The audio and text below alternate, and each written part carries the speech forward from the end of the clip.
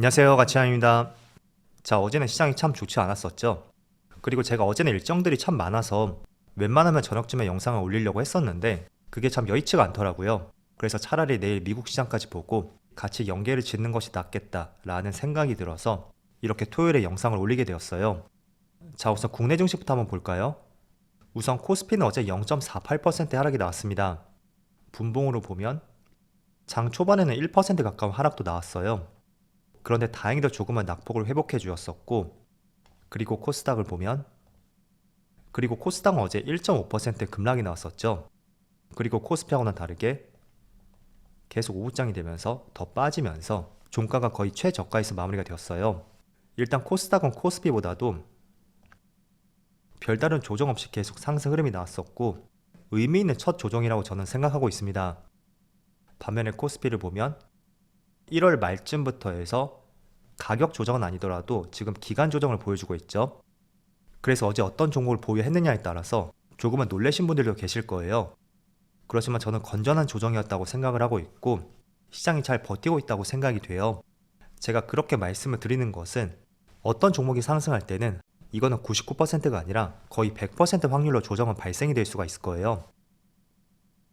자, 그럼 이 구간에서 조정은 크게 두 가지로 나눠볼 수가 있는데 이렇게 가격 조정이 발생이 될 수도 있고 또 두 번째로 주가나 지수는 빠지지 않고 우측으로 횡보하는 기간 조정이 발생이 될 수도 있습니다. 이 두 가지 경우를 여러분들이 한번 생각해 보세요. 기간 조정이 발생이 된다는 것은 매도세가 있다고 하더라도 그 매도세를 이겨낼 수 있는 또 매수세가 있었기 때문에 그게 충돌한다고 볼 수 있어요. 반면에 가격 조정 같은 경우에는 매수세보다는 매도세가 우위를 보이고 있고 그런 점들을 비교해 볼 때는 당연히 기간 조정이 훨씬 시장에 힘이 있다고 볼 수가 있겠죠. 그리고 코스닥을 보면 자, 코스닥은 아직까지는 어제 한 차례 크게 빠지긴 했지만 지금 본격적으로 조정 구간에 들어섰다 라고 보기에도 무리가 있는 움직임인 것 같아요. 그래서 어떤 변화를 보여줄지 모르겠지만 저는 충분히 조정 구간에 접했다고 생각이 들고 그리고 제가 RSI 지표를 많이 보여드렸었잖아요. 그걸 보더라도 지금 코스닥 같은 경우에는 과열 구간에 들어온 것을 볼 수가 있습니다. 그래서 RSI 지표가 조금 더 하락할 여지가 있다고 생각이 되고 그렇지만 주가는 꼭 하락이 나오는 것은 아니에요. 높은 확률로 일부 하락이 나올 수는 있어도 이게 조금 전에 보여드린 코스피처럼 이렇게 우측으로 기어가는 기간 조정이 발생이 된다면 그것도 RSI 지표가 떨어질 수가 있거든요. 그래서 여러분들이 고민을 하셔야 될 것은 지금 코스피 코스닥은 조금은 과열 구간이다. 하지만 이게 가격 조정이 들어올지 아니면 기간 조정이 발생이 될지 그거는 지금의 시장 분위기, 환경들 그런 것들을 고려를 해보자고 말씀을 드릴게요. 자, 예시로 이런 구간이에요. 지난 2020년 6월 그 당시에도 RSI 지표가 과열권에 접해 들었었거든요. 그런데 RSI 지표가 한 차례 급락이 나왔었죠. 그리고 이렇게 40에서 60 사이 이 정도로 형성을 했습니다. 그렇지만 주가의 변화를 보면 한 차례 여기에 급락이 나왔지만 전체적으로 본다면 우측으로 횡보하는 기간 조정이 발생이 되었습니다. 그래서 이게 만약에 하락장이었다면 이렇게 RSI 지표가 과열권에 접해 들었을 때는 주가의 하락이 나오는 것이 일반적인 경우라고 볼 수 있습니다. 이때도 마찬가지였었죠. 이때도 많이 올랐었기 때문에 주가의 하락이 나왔고요. 자, 그렇지만 지금이 만약에 정말로 상승장의 초입이라면 방금 전 보여드린 것처럼 하락이 나오지 않고 우측으로 기어가는 이런 흐름이 나올 수 있다는 거예요. 그래서 여러분들의 매매 타점을 잡아볼 수 있는 것은 이 RSI 지표가 조금은 떨어지고 주가가 얼마나 잘 버티는지 그걸 체크해보고 그때 진입해도 늦지 않다는 것이 저의 생각이라고 말씀을 드리겠고 너무 성급할 것이 없다는 거예요.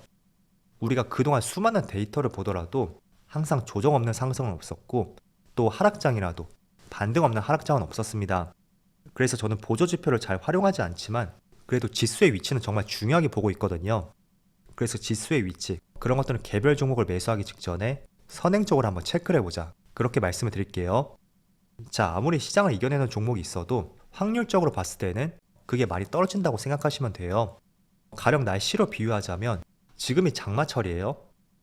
그런데 아무리 장마철이라고 해도 그 중간중간에 한 번씩 맑을 때가 있거든요. 그렇다고 해서 우리가 이런 구간을 활용해서 선글라스나 양산을 판매할 수는 없단 말이죠.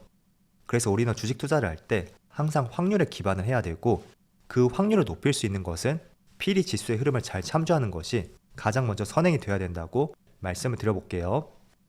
그래서 여러분들만의 나름대로 기준이 있다고 해도 그 기준을 선행하는 것은 항상 시장의 흐름, 코스피 코스닥의 흐름이고, 그리고 코스피 코스닥이 지금 어느 위치에 있고 어떤 움직임이 나올 가능성이 있는지, 그런 것들을 먼저 선행적으로 필히 체크를 하셔야 돼요. 자, 그래서 종합적으로 말씀을 드리면 저는 어제 조정은 건전한 조정이었다고 생각이 되고, 여기서 주가가 마냥 상승이 나오기에도 사실 애매한 시점이에요. 왜냐하면 지금은 다 기대감으로 상승이 나왔기 때문에 기대감도 어느 시점이 되었을 때는 우려감으로 다시 바뀔 수가 있거든요. 그래서 저는 작년보다 시장이 좋아질 것이라고 생각이 되지만, 지금 흐름을 봤을 때는 쉬어가는 장세가 발생이 되어도 크게 이상할 것이 없는 시장인 것 같습니다. 그리고 어제 해외 증시를 보면 S&P 500은 소폭의 상승이 나왔어요. 물론 장 초반에는 좋지 못했었거든요. 마이너스 0.5%까지도 내려갔었는데 빨간불로 돌려세웠고, 또 나스닥은 0.6% 하락이 나왔습니다. 물론 이것도 저가는 마이너스 1.35%였어요. 그래도 나름대로 선방을 했다고 생각이 되고요. 다우지수는 소폭의 상승이 나왔네요. 자, 우선 오늘은 전체적인 시장 흐름에 대해서 말씀을 들어봤어요. 종목 선택도 중요하지만 그 선택의 확률을 높일 수 있는 것은 반드시 시장의 흐름이다. 그 점에 대해서 강조해 드렸습니다. 자, 우리가 잘 떠올려 보면 지난 2020년도 당시, 이때는 정말 주식을 처음 하신 분들도 손실보다는 수익을 많이 보셨을 거예요. 당연히 그 이유는 시장이 좋았기 때문이죠. 그래서 항상 투자를 할 때도 높은 확률 구간에서 우리가 투자를 해야 되고, 그럴 때 보다 큰 수익을 낼 수 있는 만큼 반드시 시장의 흐름, 지금의 위치, 그런 것들은 선행적으로 보셔야 된다고 말씀을 드릴게요. 자, 그리고 나머지 일정을 한번 살펴볼게요. 다음 주 화요일에는 미국의 CPI 발표가 있어요. 이제 CPI 발표가 그렇게 중요하지 않다는 의견이 있는데, 물론 작년만큼의 중요도는 조금 떨어진 것 같아요.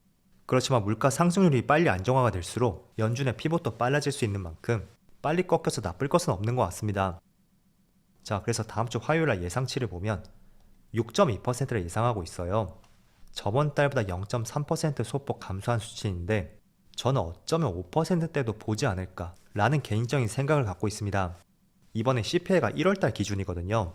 그런데 작년 12월에서 1월로 갔을 때 물가가 0.5%나 뛰었거든요. 상당히 많이 뛰었었죠.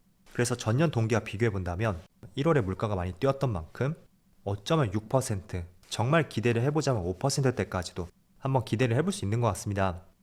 그렇지만 시장 예상치는 6.2%니까 얼마나 차이가 나는지도 같이 한번 관찰해 보신다면 좋을 것 같아요. 자, 그럼 한 주 동안 정말 수고 많으셨고요.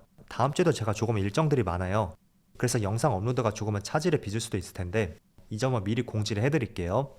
그럼 좋은 주말 되시고요. 저는 월요일 영상에서 다시 찾아뵙도록 하겠습니다. 감사합니다.